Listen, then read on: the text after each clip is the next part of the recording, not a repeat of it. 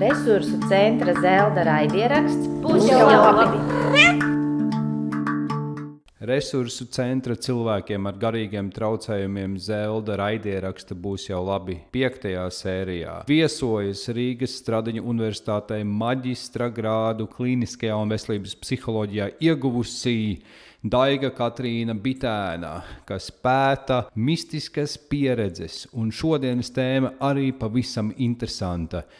Mistiska pieredze, garīga pieredze, vai tā vienmēr ir psihopatoloģija? Atkal esam Resursu centra Zelda podkāstā, raidierakstā būs jau labi. Tas ir mūsu raidieraksta nosaukums. Šodien mums kopā ir Daiga Katrīna Bitēna, klīniskais un veselības psihologs un maģistra grādu ieguvusi Stradiņu universitātē, un īpaši pievērsusies robežu šķirtnes pētīšanai, kas tad ir garīga pieredze un kas jau ir psihopatoloģija. Šodien tāda ļoti interesanta tēma. Man sauc Harijs Kadiķis un sākam. Čau, Daiga. Čau, Harij. Klau, jā, kā tad ir? Es esmu pamanījis savā tādā dzīvē un darbā un interešu jomā, ka nereti tā saikne ir ļoti cieša. Cilvēks, kam ir, teiksim, kāda diagnoze, kāds, teiksim, psihotisks sāsinājums, viņš nereti gan izrunā to pašu, ko runētu savulaik kāds reliģijas pravietis vai svētais. Piedzīvo kaut ko vairāk, dzird balsis, jūtas īpaši izredzēts. Šī tēma man ļoti šķitusi interesanti vispār pēdējos gados. Ko tu saki? Kā var nodalīt, ja tā ļoti vispārīgi sākotnēji, kā mēs varam saprast vispār, kas ir garīgs, kas ir psihopatoloģisks? Jā, tas ir tāds ļoti, ļoti sarežģīts jautājums. Un ne jau pa velti es sākšu ar to, es sākšu varbūt ar tādu ieskatu vēsturē, psiholoģijas vēsturē. Jo šis jautājums ir viens no tādiem lieliem jautājumiem, kāpēc garīgums tiek psiholoģijā kā tāds pētniecības virziens, viņš tiek akceptēts tikai pēdējos 10, 20, 30 gadus, 95. gada vidus, tad ir tāds aktīva pievēršanās tieši garīguma pētniecībai, kas ietver arī izpēti par to, kas ir izmainīta apziņas stāvokļi. Un iepriekš būtībā psiholoģijā šīs pieredzes diezgan lielākajā daļā gadījumu tika uzskatītas par patoloģiskām, ka tas ir kaut kas, kas ir raksturīgs, kas ir simptomātika psihiskām saslimšanām, šizofrēnijai, šizofrēnu formā traucējumiem, šizofrēnu formā spektra traucējumiem, kā tādiem neobligāti šizofrēnijai, bet arī šizotipijai, šizotipiskām personības iezīmēm un arī citiem bipolāriem traucējumiem, psihotiskas epizodes stipri līdzīgas pēc sava satura, pēc formas mistiskai pieredzei. Un, respektīvi, tas iepriekš psiholoģijā tas ir uzskatīts to, ka mēs šo visu tā kā skaitam, ka tā ir simptomātika patoloģija. Un līdz ar to tas jautājums par to, kas tad ir kas, viņš ir ļoti pamatots, jo pēc būtības par to, ka tās pieredzes ir lielā daļā gadījumu, viņas ir ne tikai normālas un cilvēkam palīdzošas un resursus tādā dzīvē dodošas, par to vairāk runā tikai pēdējos 20-30 gadus. Un, ja man ir jāiezīmē tās robežšķirtnes, tas ir ļoti sarežģīti, un te es gribu, un es arī negribētu tagad sākt dalīt, šeit ir patoloģija, šeit ir garīgums, jo to īsti nav iespējams tā kā izdarīt, un es drīzāk aicinātu skatīties uz to pieredzi, uz izmainītu apziņas stāvokli, kā uz kaut ko katram cilvēkam ir iespēja piedzīvot, ko izraisa dažādas tehnikas, dažādas prakses, tostarp garīgas prakses, un garīgums varbūt ir tas konteksts, kur tās prakses ir koncentrētā veidā apkopotas, un mums tiek iedotas kā mācību grāmata, kur dari to, un tad tu nonāksi pie viena vai otra rezultāta savā dzīvē, bet es uz to neaicinātu skatīties to, ka rekur patoloģija, rekur garīgums, es drīzāk skatāmies uz to pēc būtības, kas tas tāds ir. Mums visiem ir iespēja piedzīvot izmainītas apziņas stāvokļus. Kā tas izvēršas katra cilvēka dzīvē, kurš aiziet uz klīnisko pusi un kuram tā ir traumatiska pieredze, kuram tā ir dzīvi transformējošu pieredzi ļoti pozitīvā virzienā, tas jau ir tā kā sekas tam, ka mums ir vispār kaut kāda tā, iespēja piedzīvot tā, izmainīt apziņas stāvokļus. Un, tā, es varu turpināt, bet varbūt tu man vari iedot kaut kādu atgrieznisku saiti, ko tu dzirdēji no manis teiktā. Jā, es saprotu. Man šķitis interesanti vienmēr, ka vienā ziņā tātad ir šis pieredzes uzplaiksnījums.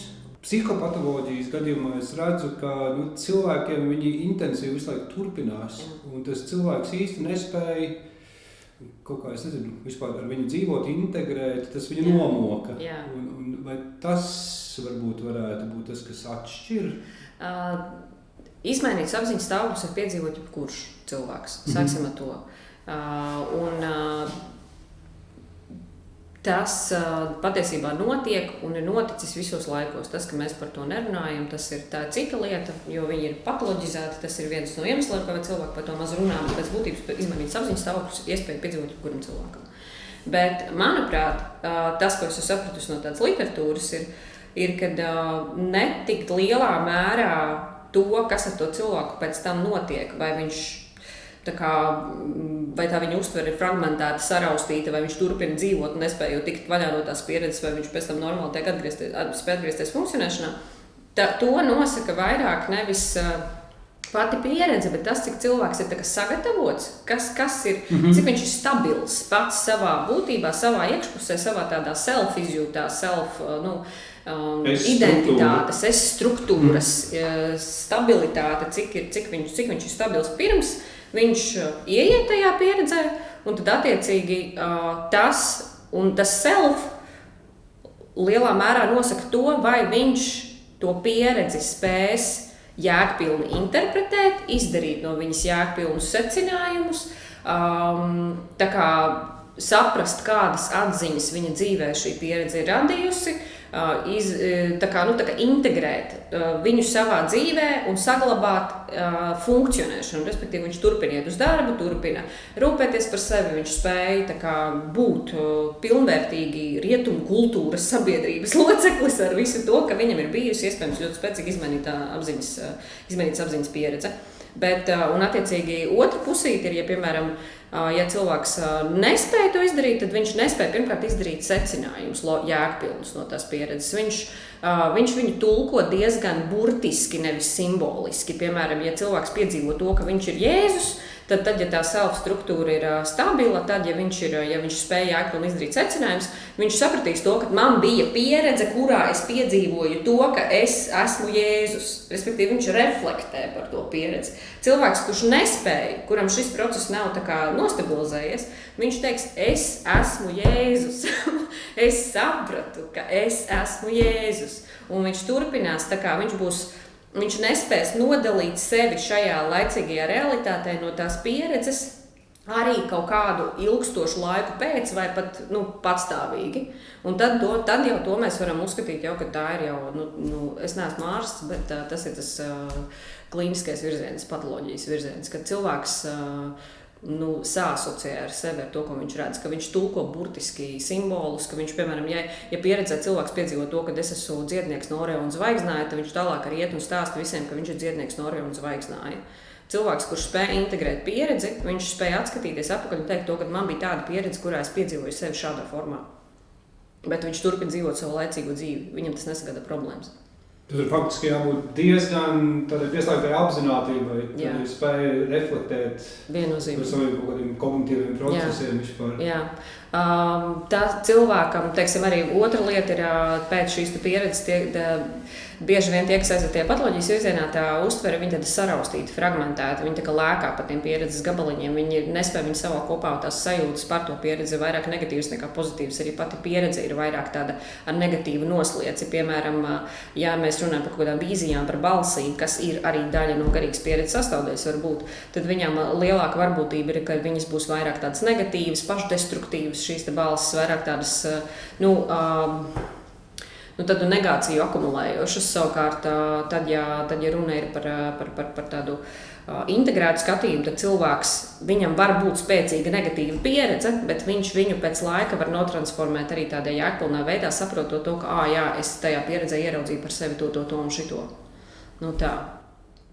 Jo tas ir arī ļoti interesanti, ka cilvēki jau, kā viņi spēj vispār reflektēt par to pieredzi, jo, piemēram, ja mēs skatāmies kādās šauras reliģijas skatījumā, cilvēks, kurš, piemēram, pieredz to pašu Jēzu vai kaut ko, viņam jau nav tādas baigās interpretācijas iespējas. Viņš tur ir tajā šaurajā lokā cilvēku, kas saka, jā, tas bija tas ir kaut kāds augstākās realitātes izpausme, tev par to ir jādomā tikai tā.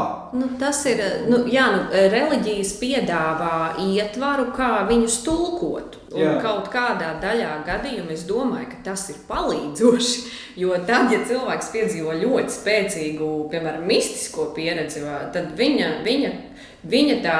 tajā pieredzē, viņa pasaules izpratne iepriekšējā principā izšķīst. Un tas ir pat labi, ka dažās situācijās tas ir labi, kad ir kaut kāda mācība, kas iedod vismaz interpretāciju tam, kā to skaidrot, jo pretējā gadījumā cilvēks vienkārši ir apjutis, izmests no laivas un nesaprot, kā sev salikt atpakaļ kopā pa gabaliņiem. Un līdz ar to tā reliģija, es domāju, ka tur ir tieši tas, tur var būt tas pluss tā reliģijai. Bet, protams, ir situācijas, reliģiskās virzieni un reliģiskās kopienas mums ļoti, ļoti dažādas. Atkarībā no tā, cik veselīgi pēc savas formas ir pati tā savu kopiena, tad protams, var būt gadījumi, ka tas izpauž arī tādā negatīvā formā, kad viņam tiek iestāstīts, ka tas ir tikai kaut kāds, tu beidzot esi apgaismots no sērijas, un tagad tu esi pārāks par citiem. Ir tādi atzari, kas to, protams, nenozīmē, bet tas... Vai kaut kādā sektā, piemēram, ja cilvēks ir, tas palielina varbūtību, ka viņš pieslēsies kādam no šiem reliģiskajiem virzieniem, tas, ka viņš ir piedzīvojis kaut ko tādu, jo šie reliģiskie virzieni, viņi piedāvā skaidrojumu šīm pieredzēm. Un zināmā mērā tas arī apaudzē tās pieredzes mītisku domāšanu. Jā.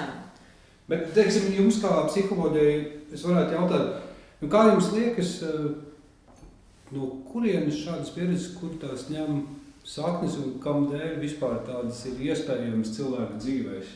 Es domāju, ka te izstāstu par vienkārši cilvēku apziņu. Par to, kas vispār ir apziņa un kas ir cilvēkam iespējams un pieejams. Tas, kas ir zināms, ka cilvēki par šiem pieredzēm ir ziņojuši kopš rakstītā laika sākuma. Jau ir liecības par to, ka šāds pieredzes ir. Līdz ar to tā ir vienkārši daļa no cilvēkam pieejamo pieredžu kopuma. Tāpat kā, tu vari aiziet, paēst arī cilvēkam pieejama pieredze, paskriet, cilvēkam ir pieejama pieredze, prieks, laime, mīlestība, tas ir cilvēkam pieejams pieredzes. By default. By default. Un izmainīts apziņas stāvoklis arī ir viena no vienkārši izpausmēm. Uz ko cilvēka apziņa ir spējīga. Kur tas ir sācies? Ar Ādamu un Ievu droši vien. Vai ar lielo sprādzienu. Manuprāt, man nav atbildes uz šo jautājumu. Īsti tas ir tikai filozofēt patiesībā. Es tieši tā arī domāju, arī tā filozofiski ievirzība. Psiholoģija nav atbildes uz šo katrā ziņā. Man interesē vēl viena lieta. Es esmu dzirdējis par kultūrām, kurās esot vai dzīvojot šādas te apziņas izpausmes, tā kā ir vieglāk integrēt. Jā. Es negribu teikt nekādā gadījumā, ka medicīna ir slikta vai psihiatrija, vispār ne par to, bet faktiski, ka atkal tāda rietumu materiālisma un kontekstā šīs pieredzes diezgan tiek patoloģizētas uzreiz. Jā. Rietumos viņas diezgan tiek patoloģizētas. Tagad tas pēdējos gadus tiek ļoti intensīvi strādāt savu garīgam pētījumiem par to, ka patiesībā lielā daļā gadījumu tas ir normāli un pat palīdzoši cilvēkam. Bet rietumos mēs esam pieraduši pie uzskata, ka tas ir kaut kas patoloģisks pirmkārt. Līdz ar to mēs par to maz runājam. Mēs arī ļoti maz praktizējam lietas, kas salīdzinoši maza, piemēram, kaut kādām pirmatnējākām kultūrām, kas ir tostarp arī, man liekas, Latīņamerikas valstis arī ir stipri normalizētākas pret šo visu pieiet. Bet kad rietumos mēs to patoloģizējam, un līdz ar to mēs par to mazāk runājam, mēs līdz ar to esam mazāk informēti par praksēm, kas potenciāli var ierosināt šādas pieredzes un var palīdzēt mums augt, nobriest emocionāli. Ir kultūra, bet kas ir? Rietumi nav pateicīgi tam, rietumu kultūra nav pateicīga tam, lai tā kā atbalstītu šo pieredzi, tas, ka mēs tur dzīvojam, tajās pieredzēs, un ka viņas tā kā būtu klātesoša lieta mūsu tādā ikdienas sadzīvē, jo mēs esam vairāk orientēti uz tādu racionālo domāšanu. Un tas, kas ir garīga pieredze, viņi ir vairāk ir tāda simboliskās, neapzinātās tēlu valodas aktualizācijā, ko mēs tā kā noliekam, šis tā kā mazāk vērtīgs par to racionālo piespēju, lai gan tas tā nav. Liela daļa cilvēku psihis, mēs patiesībā ļoti lielu daļu informācijas cilvēka psihi uztver simbolu, tēlu, zīmju valodā. Un šī izmainīts apziņas stāvoklis ir tā kā vairāk uz to pusi. Bet noteikti ir kultūras, kurās tas ir pieņemamāk, kur tas ir vairāk, piemēram, mēs varam salīdzināt kaut kādu Latviju un Peru, vai Latviju un aborigēnus, vai Latviju un indiāņus, un latviešu indiāņus, kur tas ir bijis kaut kādas šamaniskās kultūras, kur tas ir vairāk bijis norma, un kur tas ir joprojām vairāk norma nekā rietumu kultūras vidējā aritmētiskā sabiedrībā. Tostarp Latvijā. Un līdz ar to, tad, ja kultūrā ir tradīcijas, ap kurām šis joprojām tiek kultivēts, tas arī, līdz ar to tajā cilvēku grupā, kas tur dzīvo, tas arī tiek vairāk normalizēts. Viens ir spēt tās izraisīt kādās kultūrās, bet, piemēram, ko mēs darām ar tīri fizioloģiskiem cēloņiem, teiksim, šī psihiatrija, kad cilvēkam ir kaut kādas fizioloģiskas izmaiņas vai ķīmijas disbalanss smadzenēs, un arī rodas šķietami šie paši arī simboliski tēli, balsis, vēl kaut kas, kā jūs uz to skatāties? Es neesmu psihiatrs. Es tomēr vairāk pētu normālus, nediagnosticētus pieaugušos šajā jomā. Līdz ar to vairāk es esmu specializēta tieši tā kā tajā pozitīvajā izpausmē. Okay. Bet vienlaikus, tā kā, ja mēs runājam par cilvēkiem, kuriem ir psihiskas saslimšanas, tad vienmēr ir numur viens rekomendācija no manas puses baigi neriskēt ar kaut kādu tādu prakšu veikšanu, kas pastiprina šo pieredžu rašanos. Yeah. Jo tas var sāsināt šo te simptomātiku. Tam cilvēkam jau visticamāk ir gana daudz pieredžu, kas viņam ir jāintegrē jau tāpat. Par kurām viņām ir jādomā, ka viņam nav jāpieliek piepūle, lai viņās vispār nonāktu. Un es teiktu, ka tas ir tas, kur rāda arī pētījumi, ka tas pat var kaitnieciski būt. Un būtībā pirms kaut vai tas, par ko runā arī literatūrā, ka pirms kaut vai tām pašām psihoaktīvo vielu lietošanām, pirms ajavaskas pieredzēm, pirms vispārējā, tur vajadzētu būt vispirms skrīningam, kurš cilvēks vispār tur ietiekšā. Un cilvēkiem ar darās, vai ne, ar fizioloģiskas nervu sistēmu. Jā, un ja cilvēkam ir diagnozes, depresija ir kaut kas cits. Tur ir pētījumi par to, ka, piemēram, psilocibīna terapija mikrodozās, ka viņa var būt pat palīdzoša, bet tas noteikti nav tādā pašeksperimentēšanas ceļā, kur es aizbraucu uz šamanismu ceremoniju un vienkārši tāpēc, ka es gribu dziedināties vai tāpēc, ka es gribu pieredzēt kaut ko fantastisku savā dzīvē, tagad es došos tajā pieredzē. Nē, tas ir, respektīvi, psihoaktīvās vielas šobrīd tiek pētītas kā resurss, kas cilvēkiem var palīdzēt pie psihiskām saslimšanām. Tostarp pie depresijas, tostarp pie bipolāriem traucējumiem un citām. Un tur ir labi rezultāti, bet tas viss notiek kontrolētos apstākļos ar ļoti labu pavadoni un tā.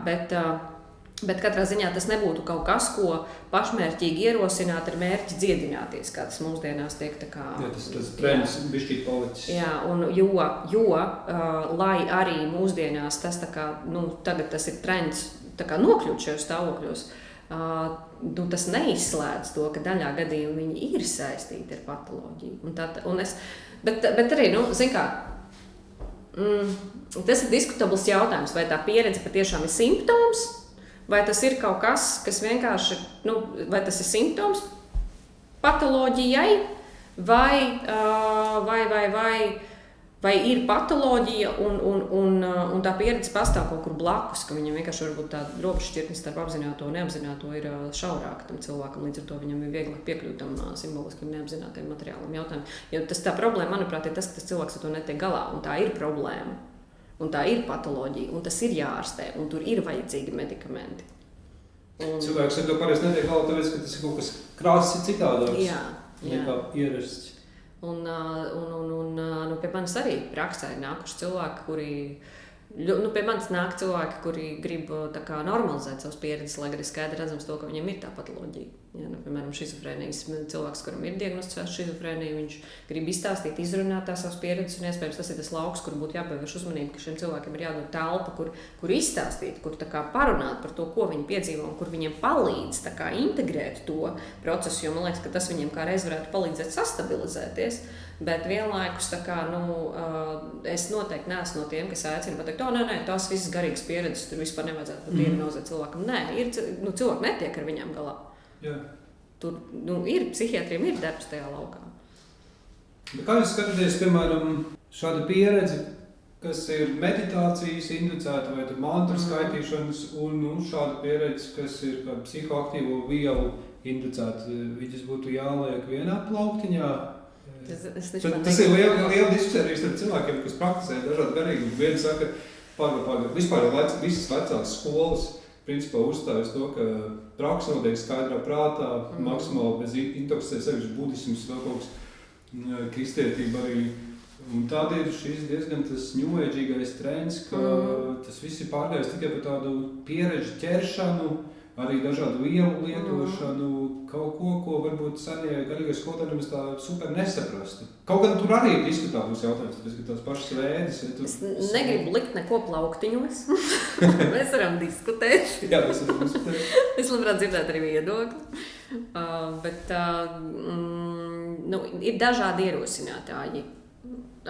Ja man jautā, vai visiem ir piedzīvot garīgas pieredzes, nē, jo īpaši tiem, kas ir ar kaut ko diagnosticēti. Ja? Un viņiem sākumā vajag apstrādāt to, kas viņiem pašiem jau tur rodās augšā. Bet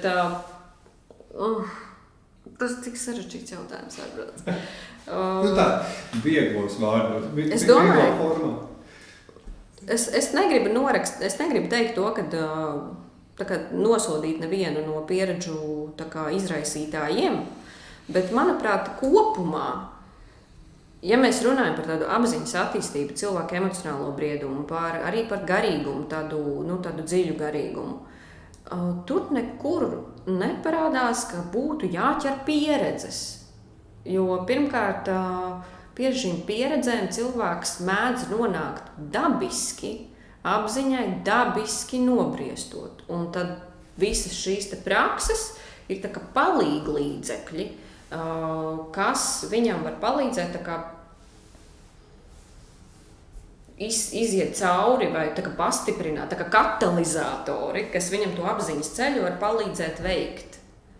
Un tas ir, man liekas, tas ir ļoti atkarīgs, kas ir tā prakse, tas ir atkarīgs no šīs reliģiskās tradīcijas, no garīgās tradīcijas, no kultūras. Vieniem tas būs budismā, tā būs meditācija, tur kādā šamanistiskā kultūrā kādu vielu lietošanu ceremonijas laikā tas arī būs, tā būs cita norma, bet arī no manis, no psiholoģijas prizmas, noķert kaut kādu pacēlumu stāvokli nekad nav mērķis. Tas ir vienkārši veids, kā pastiprināt savas apziņas izaugsmes ceļu, iespējams pātrināt kaut kādā veidā, iespējams izšūpot reizēm viņu no kaut kādas vietas, patiesībā reizēm atkrist atpakaļ un tad notransformēt viņu. Respektīvi, tas nav lineāri. Jā. Bet tas nekad nav mērķis ierosināt pieredzi. Tas drīzāk ir vienkārši baudīt savas izaugsmes procesu un tādu tapšanu, to, ka man apziņa briest vienkārši. Tā kā es kļūstu arvien jēgpilnāks cilvēks kaut kādā mērā. Kas ir to, ja tā pieredze tiek integrēta, tas arī notiek. Bet ja mēs vienkārši paņemam un ķeram pieredzes, bez tā, ka mēs domājam par to, kā attīstās mana apziņa, tā pieredze, labi, bija forša pieredze, un viss tālāk, ko? Tas nozīmē, ka apziņas attīstībai Es domāju, ka tas ir primārais. ir tāda korelācija ar jēgpilnu cilvēcisku būtni. Viennozīmīgi. Kur tu saredzi sevī ne tikai jēgu, Jā. kur tu neesi tikai materiāli kaut kāda Jā. komponente, bet Jā. tevi ir... Korelācija ar dzīves kvalitāti tostarp. Korelācija ar dzīves labizjūtu. Emocionālo labizjūtu. Un kādu jēgpilnu Jā, dzīves. bet garīgās pieredzes tur ierakstās tikai tad, ja viņas tiek jēgpilni integrētas. Ja cilvēks patiešām pēc tam par viņām reflektē, domā, ja cilvēks par viņu tā kā izdara kaut secinājumu savā dzīvē, nonāk pie iespējams cita redzējuma, cita pasaules uzskata. Bet tas ir tas pozitīvais virziens. Ja? Jā. Tajā pašā laikā, ja cilvēks vienkārši mērķiecīgi iet tur ķer pieredzes, tad viņš diezgan riskē ar to, ka kaut kādā brīdī tas aizvirzīs arī viņu uz to patoloģijas pusi. Jums drīkst jautāt, kā jūs interesēs sākās, jūs arī laikam maģis darbā un bakalaura darbā tieši esat pētījusi šo te, kas ir garīga pieredze psiholoģijas skatījumā, ja? Es pētīju mistisko pieredzi. Es pētīju mistisko pieredzi, mistiskās pieredzes saistība ar šizotipiju, psihotisku traucējumu simptomiem, kas ir Ar mistisku pieredzi jūs izprot tā, kā tu izprot arī teologu, tad saplosmes pieredze ar visu? Psiholoģijā mistiskā pieredze ir viens no intensīvākais izmainītās apziņas stāvoklis, kas tā kā tiek tā kā definēts. Kur ir divi tādi centrāli aspekti, ir saplūšana ar visu, tā kā es esmu viss izjūta, vienotības izjūta, un otrs ir es izjūtu zudums, respektīvi, tāda ego izšķīšana. Bet tur ir blakus vēl varbūt to, ka tur ir laika telpas izjūtas zudums, pozitīvas emocijas, tādas dziļas pozitīvas emocijas, beznosacījuma mīlestība, prieks, laime. Tad ir tas, ka viss šķiet, ka visam ir apziņa, viss ir apziņa, viss ir dzīves, tādā ziņā. Viss caurstrāvo apziņa. Jā, tā vēl tāda blakus komponenti, kas var būt, kas var nebūt. Bet mana interese sākās ar to, ka man pašai bija mistiskā pieredze, par kurās laikā es neko nezināju, kas tas tāds ir. Un tad vienkārši uzdodot, viņa fundamentāli samainīja vispār, kā es domāju par pasauli. Tas notika spontāni vai kāds prakses ietvaros? Jā, spontāni. Wow. Principā, tas bija spontāna mistiskā pieredze. Es domāju, ka viņa bija uz robežas šķirtnes ar patoloģiju. Es domāju, ka psihotiska epizode ir mistiskā pieredze stāv ļoti tuvu. Bet kaut kā, cik gadi pagājuši, 14 gadus vēlāk, es uzskatu to, ka es esmu tīri labi tikusi galā ar to. Tā kā, tas, tas vienkārši laika gaitā man aizveda pie ļoti daudz jautājumiem, kā rezultātā es sāku studēt psiholoģiju, vispār nezinot, ka es atradīšu informāciju par to, ko es piedzīvoju psiholoģijas laukā. Un tad, kad es sāku uziet to, ka tur ir viens autors, pat izrādās, ka ir cilvēks, kas par to runā. Jā.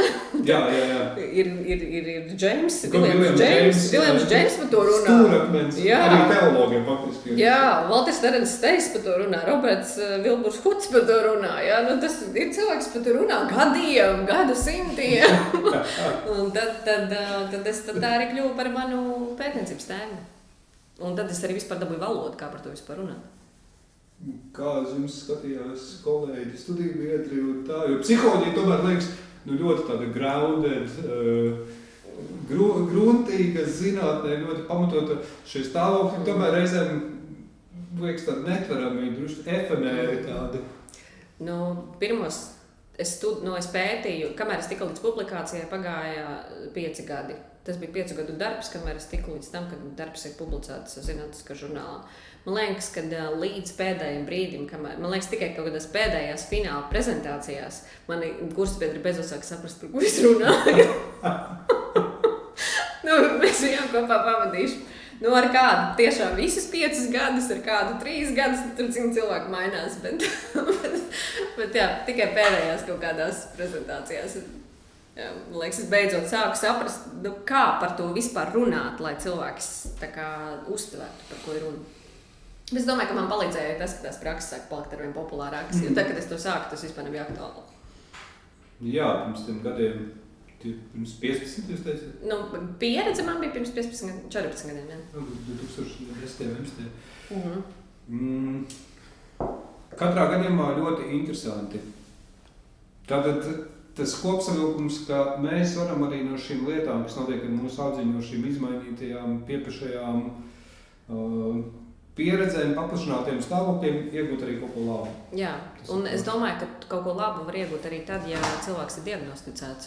Tad, ja viņam patiešām ir tā patoloģija, viņam vienkārši tas varbūt, man varbūt nav tik specifisku zināšanu par to, kā tas izpaužas tieši patoloģijas gadījumā cilvēkiem ar diagnozēm, bet es noteikti rosinātu to, ja cilvēks ir, tad, ja ir tās diagnozes, ja ir bipolārie traucējumi, ja ir šizofrēnija, ja ir šizotipiskā spektra traucējumi, vispār kā tādi, tad, ja tās pieredzes ir, meklēt veidus, kā viņas integrēt.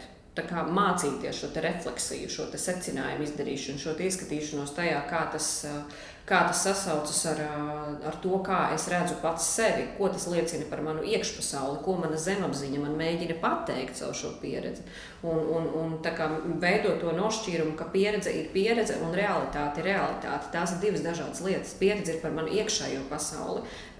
Realitāte, viņu nav jānes iekšā burtiskā tiešā veidā šajā realitātē. Ir jāatrod veids, kā būt ar viņu šajā realitātē. Bet tas nav viens un tas pats. Un es domāju, ka cilvēkam ar diagnozi, tas, ka viņš mācas un viņš atrod cilvēku, ar kuru viņš var runāt par šo, kas viņam palīdz interpretēt, tas var būt ļoti liels iegūms un atbalsts viņu veselībā. Jā, man no sarunām ar cilvēkiem ar diagnozēm kādreiz strādāja acis pret aci.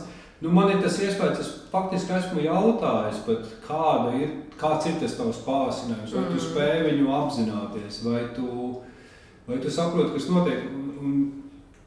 Vienā konkrētā gadījumā man atbildēja, ka vienkārši tā robeža starp realitāti nevar pilnīgi saprast. Cilvēks ir citur, viņš redz kaut ko pilnīgi citu, un viņam tā ir jauna realitāte. Jā, bet tas ir pieredzes laikā.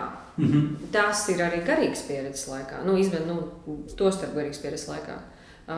Ir izmainīta, tāpēc viņu sauc par izmainītiem apziņas stāvoklim, jo apziņa ir izmainīta tajā brīdī. Bet tas āķis ir, vai es spēju atgriezties pēc tam šajā realitātē. Vai es spēju saprast, ka tā bija pieredze, un es turpinu būt šeit uz zemes, Latvijā, Rīgā vai kurā vietā, kurš ir. Es esmu tas, un es joprojām esmu cilvēks, un mans ego nekur nav izšķīdis. vai tas ego spēja pēc tam atnākt atpakaļ. Jā, psiholoģija gadījumā viņiem ļoti grūti ar to. Jā. Bet tāpēc pieredzi zinu, ka tas īstenībā patiesībā beigās vienmēr ir šī medikamentozā ieviešana, kas viņu nostabilizē. Tāpēc tā ir patoloģija. Jā. Tāpēc tā ir tas patoloģijas virziens. Jā, viņš to aizvelk vienā ekstrēmā. Jo, ja cilvēks spēj savākties pašu spēkiem, tad nav iemesla viņu diagnosticēt. Vai pat, ja viņš spēj savākties sarunājoties ar kādu psihologu, jo tas pieredzes mēdz būt ļoti, ļoti spēcīgs. Viņš mēdz izsist no līdzsvaru uz mēnešiem, reizēm kādus gadiem. Bet jautājums ir, vai cilvēks pēc tam spēja atgriezties. Un patoloģijā viņi tā kā īsti nespēja. Jā. Bet sakiet, neatklājot, protams, nekādus personiskus datus, faktus, jūs daudz satiekat ikdienā šādus cilvēkus, kas kaut ko tiešām, kas nav aizgājuši patoloģijā, bet kas ir pieredzējuši kaut kādu wow momentu vai kaut kādu saplūsmu vai vēl kaut ko. Es domāju, jā, ir ļoti, ļoti, ļoti daudz cilvēku. Un tā nav reta parādība. Tad, kad es sāku studēt, tad es visu rakstīju to, ka mistiskā pieredze ir reta, beigās sapratu, ka viņa nav reta. Nav viņa reta.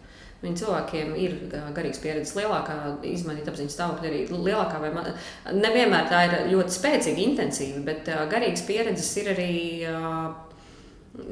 tāda maza spektra, vieglas, piemēram, sinhronitātes, piemēram, tad, kad tas, ko mēs kā zīmīga sagadīšanās par to, ka es piedzīvoju kaut ko, kas pilnīgi noteikti nevar būt sagadīšana, respektīvi nav savstarpēju cēlumu sakarību, kāpēc tas notiek, bet notiek ļoti zīmīgas sagadīšanās. Tā ir, kuras nevar izskaidrot, kas rada tādu sajūtu to, ka šis ir kaut kas pārpasaulīgs.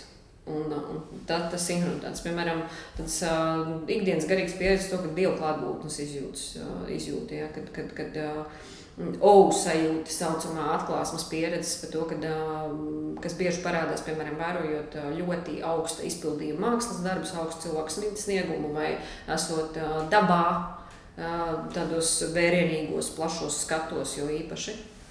tā kā estētiskā, kas arī... Estētiskās pieredzes, jā, tā arī viņas sauc, jā. Nedaudz izšūpot to ikdienas iestakmējušo apziņas skatījumu uz dzīvi. Jūtos mazs kaut kā liela priekšā. Jā. Nu tā kā ir, viņi ļoti daudz un atkarīgs no konteksta, kurā nāks nokļūt. Es vienkārši arī esmu to cilvēku lokos, kuriem šis interesē un interesē ne jau velti. Līdz ar to man tie cilvēki riņķi ir daudz. Un es domāju, ka tā mana pieredze liecina ir, ka tikko kāds telpā sāk skart šo tēmu, visiem ir ko teikt. Ir tik daudz jautājumu, tik daudz, ja nav jautājumu, tad ir pieredzes stāsti, tad ir man bija šitā, un man bija šitā, un man bija šitā, un tad vienmēr ir kāds, kurš sāk runāt pretī, un to, ka nē, tas viss ir muļķības, tas ir tāds lielais karstais kartupels. Spriedze noteikti. Jā, tas ir pilnīgi noteikti, jā. Tā, sarunas beigās es vienmēr uzdodu vienu to pašu jautājumu visiem mūsu viesiem, tā kā mūsu raidieraksts sauc Būs jau labi. Sakiet, pasaulē būs labi viss. Tas varbūt nesaistīts ar visu iepriekšējo, ko mēs runājam. Vispār ir saistīts. Mēs kādreiz biju sestdien uz lekciju, bija Jeffrey Martina, ASV lektoru, kurš mums pasniedz vienu lekciju. Un viņš pēta tādu konstruktu kā fundamental well-being, kas ir tieši par to, ka cilvēks dzīvo dzīvi, ar tādu arī esot ļoti skarbās dzīves situācijās, emocionāls spriedzes situācijās, bet viņam kaut kur ļoti, ļoti dziļi iekšā ir pārliecība to, ka viss būs labi. Fundamental well-being. Un viņu var saistīt ar garīgumu, var nevar saistīt ar garīgumu, bet viņš tagad pēta to konstruktu. Vai viss būs labi? Ir tehnikas un ir prakses izrādes, kā tajā fundamental well-being stāvoklī var nonākt. Tā kā es teikšu, ka ir cerība. Super. Jā. Labi, liels paldies. Tā bija Daiga Katrīna Vitēna, Rīgas Stradiņu universitātē, iegūst maģistra grādu kliniskajā veselības psiholoģijā, pēta mistiskās pieredzes. Paldies. Paldies. Raidieraksts Būs jau labi ir sagatavots ar Sabiedrības integrācijas fonda finansiālu atbalstu no Latvijas valsts budžeta līdzekļiem. Par raidieraksta Būs jau labi saturu atbild Resursu centrs cilvēkiem ar garīgiem traucējumiem Zelda.